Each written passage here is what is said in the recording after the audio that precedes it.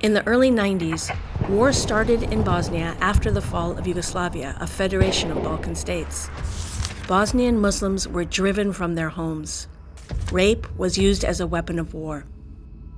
I'd gone back with Zainab Salbi to hear how 30 years ago, as a young Iraqi immigrant studying in Washington, D.C., she and her husband, Amjad Attallah, were so horrified by scenes of this war in Europe that they were compelled to act. I was 23 years old, and Amjad, the co-founder of Women for Women International, Amjad Attallah, was 27 years old. We were demonstrating because of the war in Bosnia. There was injustice, there were rape camps, there were concentration camps. And we knew we have to do something about it. Then we went around and realized we're not the only ones who want to help. There are lots of people who want to help. We don't have much money, so we wanted to help in small ways. That's the only thing we could. So we created the sponsorship program where we asked every woman to sponsor one woman at a time by sending her money and letters and pictures. We did not know anybody in Sarajevo, so we, through a friend who was at the Bosnian embassy, who was an activist, she said, I have my mother, why don't you stay with her in Sarajevo? I meet her mother, who was a piano teacher, Farida Mushanovic. And she then, this piano teacher and the head of the music school, started becoming our first Women for Women international, volunteer. Then we found a way to get her the money and the letters in her house. She translated the letters with her sister, went to refugee camps, or the women came to her house, gave them the money, exchanged the pictures and the letters, and that's how it started.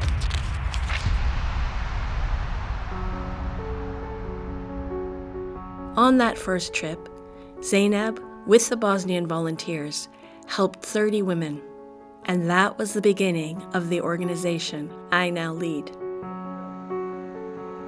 Coming back to Bosnia made us reflect in different ways. For me, to see how far Women for Women International has come since it began 30 years ago. For Zainab, reuniting with the woman with whom she shared the intensity of those early days has been really moving.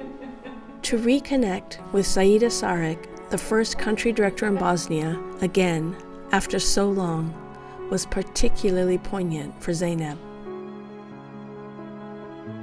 I don't have sisters, biological sisters, and so all the women I worked with in my tenure at Women for Women became my sisters, and Saida was the first one.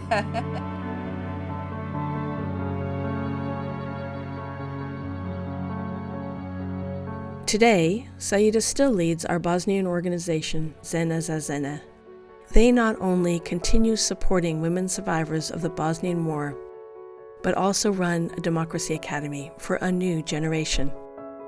Teaching young women, we believe that we are teaching the entire community, because they are our future and they are ones who need to understand absolutely what is democracy. I remember when I attended this Academy Democracy, the one thing that stuck in my head, we are a community of over 500,000 people, and women, strong women. I'd been to Bosnia before, but this was the first time I'd visited this piece of the country's past. This cramped tunnel was a lifeline when the city of Sarajevo was under siege. The citizens dug a tunnel so that food and medical supplies could reach the desperate people who were trapped. It became known as the Tunnel of Hope. Saida, how long did it take to walk this tunnel? It depends really. It was in between 30 minutes and 1 hour.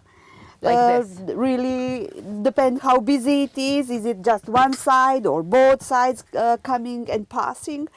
And Laurie, this is the way how our letters and money came to Sarajevo, and letters from Sarajevo to Washington, D.C. 30 years later, millions of people killed, displaced from Bosnia. This is Women for Women International followed all the wars.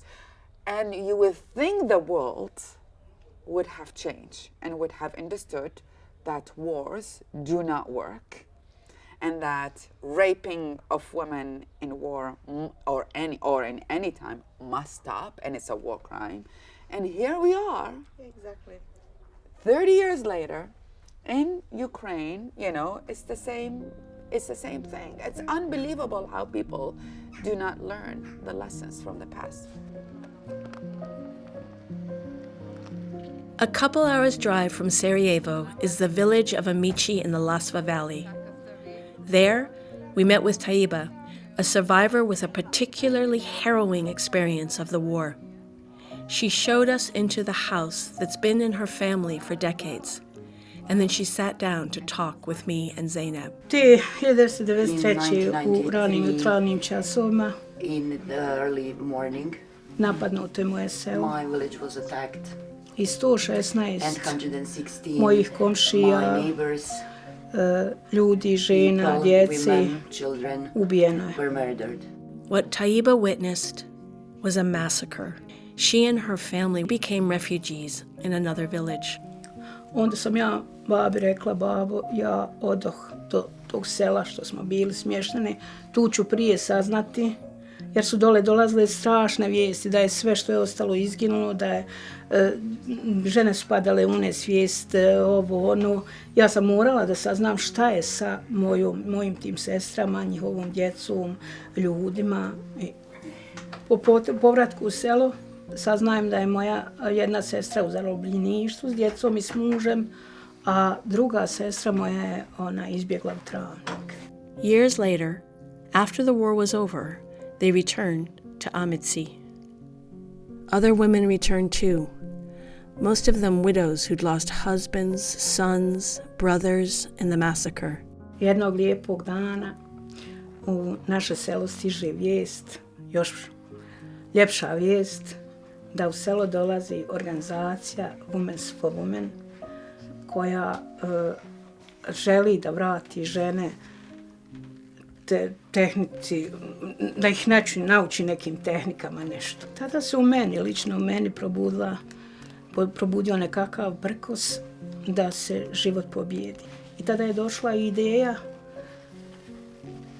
da osnujemo udruženje žena koje se zove Amičanke, koji danas dan postoji.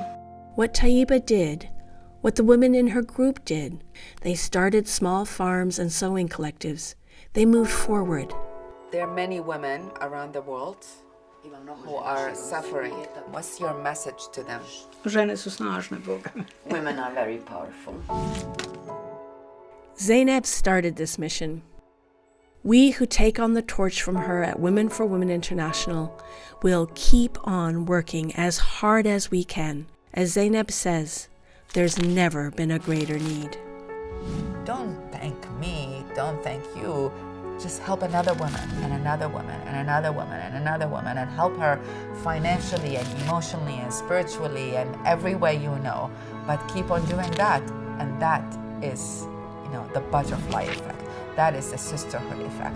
That is the unstoppable effect that no army, no government, no fascist regime, no militias, no war, nothing can stop that power of women.